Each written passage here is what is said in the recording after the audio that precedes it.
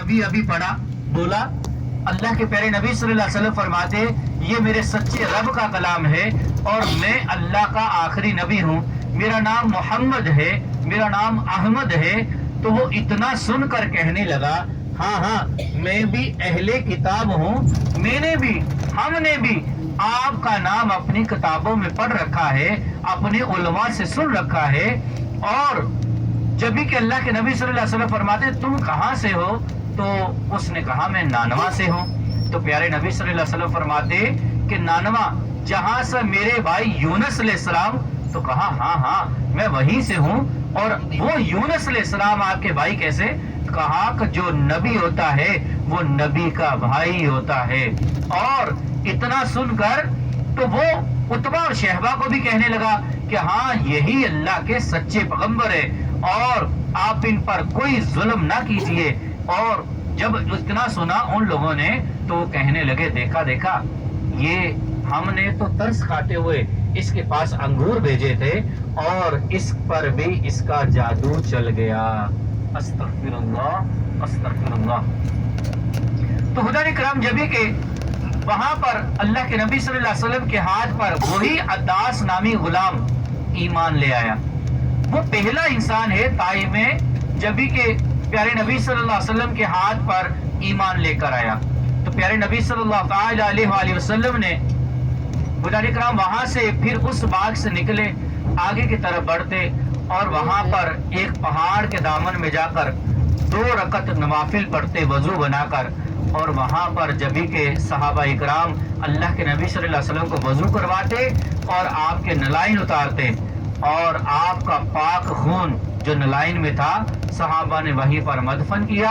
اور پھر حضرات کرام رسول اللہ صلی اللہ علیہ وسلم نے وہاں پر 2 رکعت نوافل پڑھے۔ نوافل پڑھنے کے بعد دعا مانگی، اے اللہ یہ تیرے دین و اسلام کے لیے میں یہاں پر آیا، ان لوگوں نے میرے ساتھ جو بھی کیا مجھے ان سے کوئی شکوہ شکایت نہیں ہے، اے اللہ تو مجھ سے راضی ہے۔ اتنا کہنا تھا تو جبرائیل علیہ السلام کو اللہ نے آنن فانن بھیج دیا کہ جاؤ جیسے میرے محبوب کہتے ہیں ویسے کر دو۔ اتنا کہنا تھا تو حضرات کرام جبھی کہ پیارے نبی صلی اللہ علیہ وآلہ وسلم کے پاس میں جبرائیل علیہ السلام آتے ہیں تو کہتے ہیں اللہ کے رسول صلی اللہ علیہ وسلم آپ کہیں تو یہ پہاڑ ان بستی والوں پر گرا دیا جائے یا پھر ان بستی والوں کو ان دونوں پہاڑوں کے بیچ میں پوڈر بنا دوں۔ تو پیارے نبی صلی اللہ علیہ وسلم رحمت للعالمین فرماتے ہیں ایسا ہرگز نہ کیا جائے، انہی کی نسل میں آنے والے دور میں انہی کی نسل میں اگر یہ دین نہیں لے کے آتے اسلام پر تو ان کی نسل میں داعیے اسلام پیدا ہوں گے۔ تو حضرات کرام وہاں پر آج بھی ایک مقام بنا دیا گیا تھا جبھی کہ سلطنت عثمانیہ کا دور میں، اور اس جگہ پر جہاں پر نوافل پڑھے جہاں پر جبرائیل علیہ السلام آئے وہاں پر اب مسجد ہے، مسجد رسول، تو وہ بھی آج اپنی آنکھوں سے دیکھیں گے۔ اور اس کے بالکل اسی روڈ پر ایک مسجد ہے جس کا نام ہے مسجد علی۔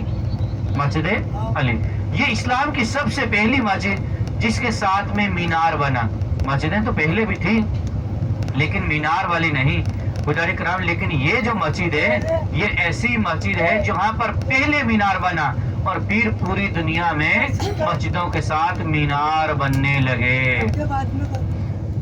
تو حضرات کرام آج ہم لوگ وہ بھی مسجد کو اپنی آنکھوں سے دیکھیں گے۔